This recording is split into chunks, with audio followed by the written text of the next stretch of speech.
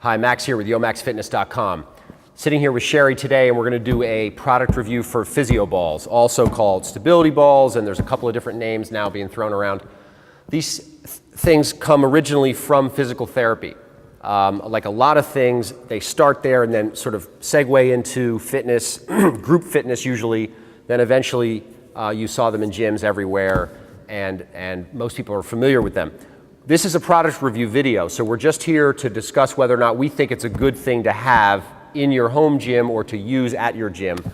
I can say before we even begin that we do definitely think so. This is a no-brainer, but believe it or not, I still get questions from people. Is, Physio balls good? Is it really something I should have? And I'm, sort of astonished that they don't know, but so we figured we'd go ahead and do this video. We're going to start right over here, and Sherry is going to demonstrate first a squat. Good. This is an example, one of many. We're just picking out 5 different movements. There's hundreds of things you can do. This is a very stable exercise. She's using her legs, her hamstrings, her glutes, her core for stabilization, and it's a safe way to do squats. We have our clients often do them, those that might have low back issues, for example. Second here, she's demonstrating a crunch.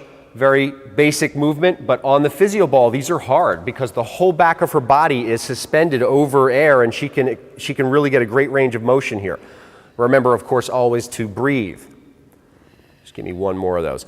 And again, she's using her legs and other muscles because she has to balance herself on this unstable surface, okay? Another example, a low back extension.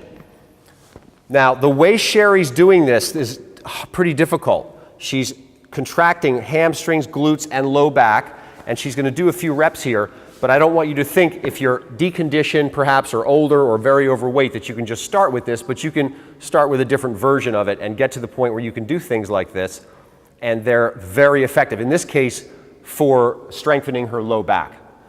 Good. You really feel that in your low back, right? Love it. I mean, it's amazing. Come around this way again for a chest press.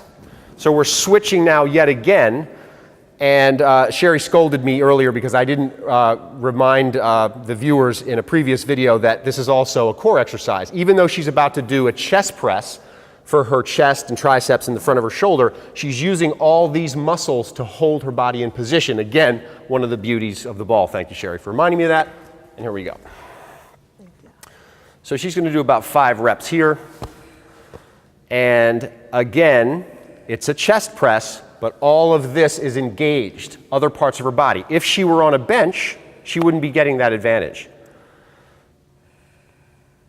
Good. Excellent. I'll take those back. You do a tricep extension for us.